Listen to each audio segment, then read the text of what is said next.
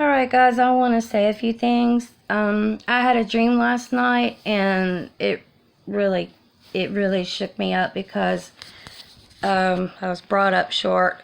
But before I go into my dream, I want to say a few nights ago, maybe about 3, I was asleep, dead sleep, and I woke up. I got woke up. The Lord woke me up.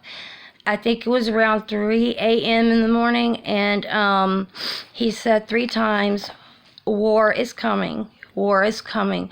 Just like I'm sitting here talking to you, He said it to me just as clear as day. I just shook for an hour before I could go back to sleep.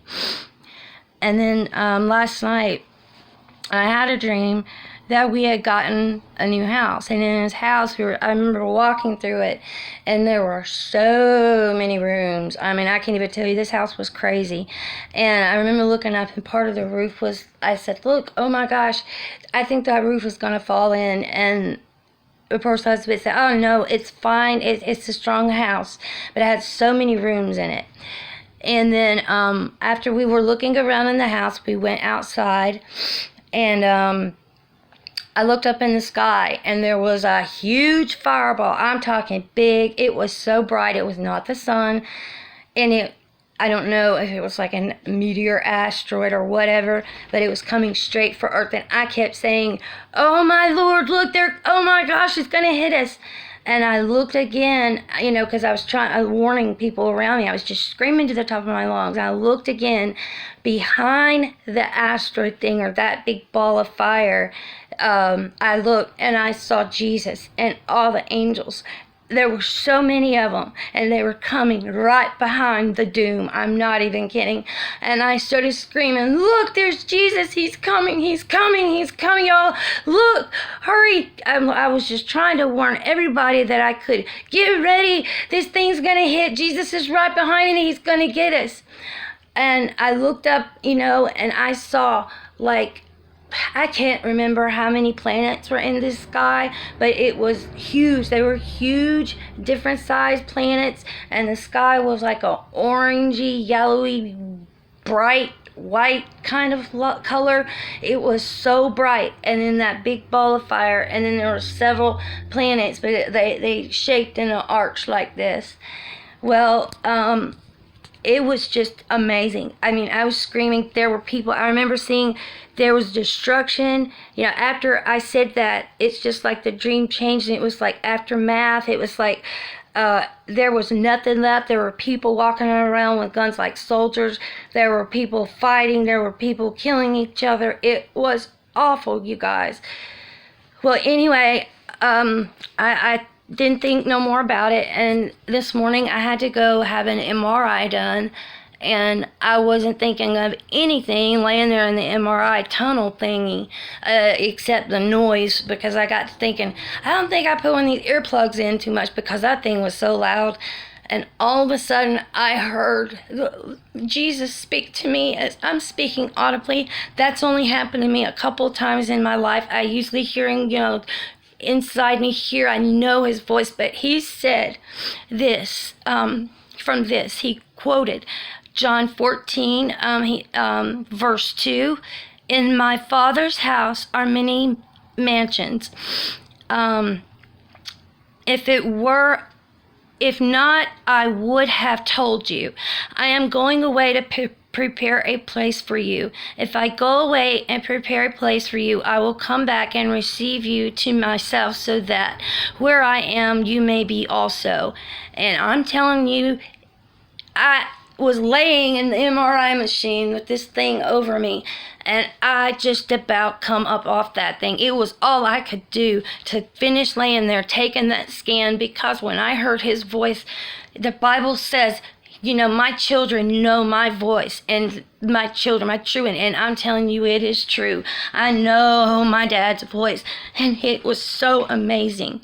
Well, I asked the Lord on the way home, I'm like, Lord, I need some, instructions here about, this war thing, or what thing was coming that I saw. And he led me to this in Isaiah chapter 24. Bear with me, guys, please. this is what he said in chapter 24, the first verse. Look, the Lord is stripping the earth bare and making it desolate. And, you see all these videos saying, what's bleaching the world, what's taking the colors away, what is all this? He says, judgment concerning the earth. The Lord is stripping the earth bare and making it desolate. He will twist its surface and scatter its inhabitants, people and priest alike, servants and master, female servant and mistress, buyer and seller, lender and borrower, creditor and debtor. The earth will be stripped completely bare and will be totally plundered, for the Lord has spoken this message. The earth mourns and withers. The world wastes away and withers. The exalted people of the earth waste away. The earth is polluted by its inhabitants, for its inhabitants. The earth is polluted by its inhabitants, for they have transgressed teachings, overstepped decrees, and broken the everlasting covenant. Therefore, a curse has consumed the earth, and its inhabitants have become guilty. The earth's inhabitants have been burned, and only a few survive. The new wine mourns, the vine withers, and all the carousers have now gone. The joyful tambourines have ceased. Anyway, it goes on to talk about that, and then he gave me Isaiah 24:18 through 20. Yeah. Okay, and it says this in Isaiah 24:18, whoever flees at the sound of panic will fall into a pit, and whoever escapes from the pit will be caught in a trap. For the windows are opened from heaven, and the foundations of the earth are shaken. The earth is completely devastated. The earth is split open. The earth is violently shaken. The earth staggers like a drunkard and sways like a hut. Earth's rebellion weighs it down, and it falls, never to rise again. And one more, Isaiah chapter 26, 20 through 21. Okay, Isaiah 26, 20 and 21. Go, my people, enter your rooms and close your doors behind you. Hide for a little while until the wrath has passed. For look, the Lord is coming from his place to punish the inhabitants of the earth for their iniquity. The earth will reveal the blood shed on it and will no longer conceal her slain. And that has to do with the 3 days darkness. And if you don't know about that, that's just another thing for another day. I'll come back with that. But there is so much in Isaiah that I was looking about right here. And the big one here is Isaiah 13. And it says, lift up your banner on the barren mountain, call out to them, wave your hand, and they will go through the gates of the nobles. I have commanded my chosen ones. I have also called my warriors who exalt in my triumph to execute my wrath. Listen, a tumult on the mountains, like that of a mighty people. Listen, an uproar among the kingdoms, like nations being gathered together. The Lord of hosts is mobilizing his army for war. They are coming from a far land, from the distant horizon, the Lord and the weapons of his wrath to destroy the whole country. Well, for the day of the Lord is near. I will come like destruction from the Almighty. Therefore everyone's hands will become weak, and every man's heart will melt. They will be horrified. Pain and agony will seize them. They will be in anguish, like a woman in labor. They will look at each other, their faces flushed with fear. Look, the day of the Lord is coming, cruel with rage and burning anger, to make the earth a desolation and to destroy the sinners on it. Indeed, the stars of the sky and the constellations will not give their light. The sun will be dark when it rises, and the moon will not shine. I will bring disaster on the world and their own iniquity on the wicked. I will put an end to the pride of the arrogant and humiliate the insolence of the tyrants. I will make man scarcer than gold, and mankind more rare than the gold of Ophir. Therefore I will make the heavens tremble, and the earth will shake from its foundations at the wrath of the Lord of hosts on the day of his burning anger.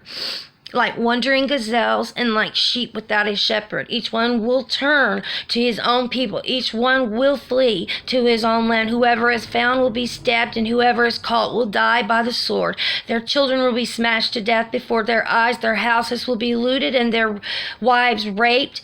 Look, I am stirring up the Medes against them, and cannot be bought off with silver, and who have no desire for gold. Their bows will cut young men to pieces. They have no compassion on little ones. They will not look with pity on children. And Babylon, the jewel of the kingdom, the glory of the pride of the Chaldeans, will be like Sodom and Gomorrah when God overthrew them.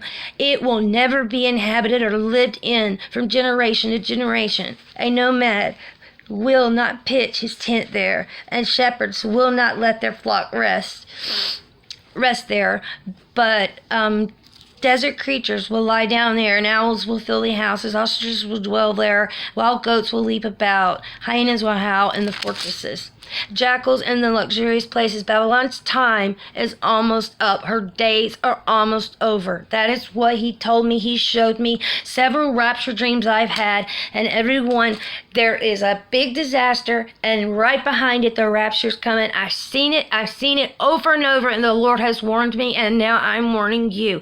The time to get ready is now. There is something about to happen, and it is not good. He's warned me in this word that I just gave you. Isaiah, the whole chapter 13 in Isaiah. Isaiah 24, verse 1. Isaiah 24, 18 through 20. Isaiah 26, 20 through 21. And John 14.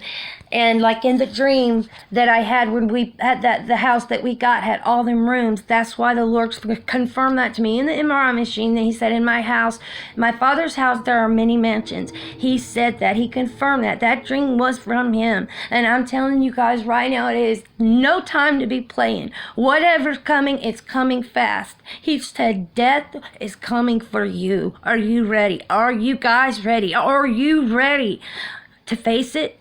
Are you ready to stay here? I don't want to stay here. I want to be counted worthy. I want to be counted worthy to go home, to not face the things that are about to come upon this earth, and I know you don't either. So please give your heart to Jesus Christ. Let him be your shepherd. Let him be Lord of your life. Give him your heart. Tell him thank you for saving you. Thank you for dying on that cross.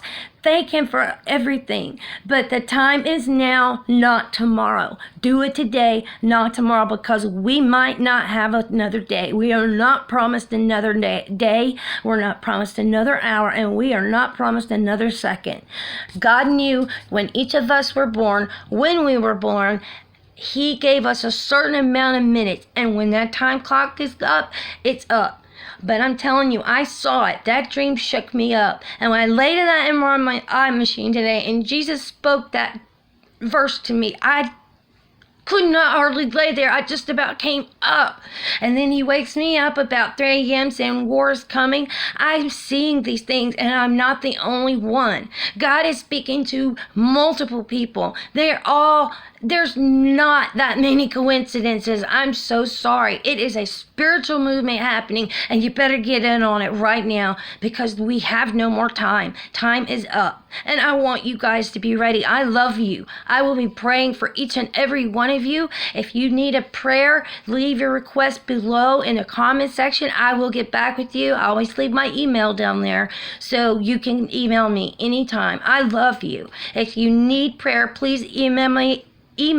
If you need to talk in the email, I will, either text you, give you my number, but I don't leave it out. Please pray. Please take this to, the Lord. Anything that you hear from me or anyone, have strong discernment on it. Ask for discernment on it. Ask for the Lord to confirm it to you, because He always, that's what I do. Anyway, I love you. God bless you. And I will hopefully be talking again to you real soon. I get more. Or if you have anything to add or have anything you need to say, let me know. God bless you. Thank you. And I love you. Okay, bye-bye.